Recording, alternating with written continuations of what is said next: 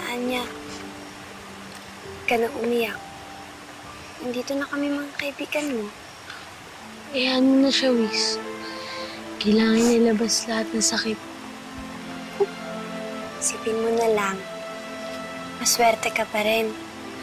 Dahil nakasama mo ang ama mo. Kami ni Pagaspas. Matagal nang wala ang mga magulang namin. Sina Nanay Lourdes at Nanay Toka na lang nag-aalaga sa amin. Bakit ganun yung mga tao? Bakit ang mga sama nila? Anya, hindi lahat ng tao masasama. May tao ding mabubuti. Si Nanay Lourdes. Si Tatay Rodrigo. Walang kasalanan ng ama ko. Masama naman talaga pumunta ng puno, di ba? Di ba buhay ang puno? At ang puno ay buhay? Maraming mga tao ang sakim at makasarili. Nilalapastangan ng kalikasan para sa pansariling interes. Di ba kaya nagkaroon na Ravenna?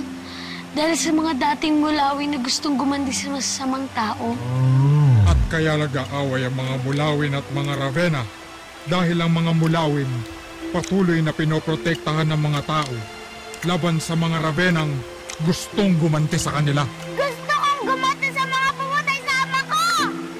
Anya, pag ginawa mo yan, para ka na rin Ravenna.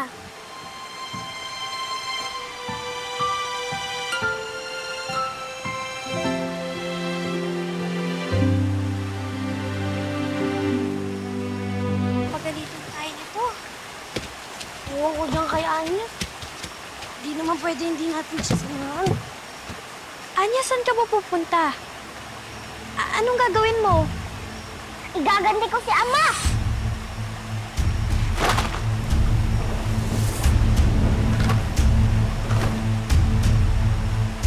Hala!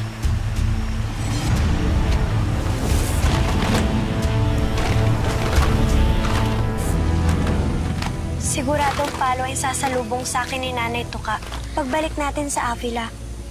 Ako naman, pingot kay Nanay Lourdes.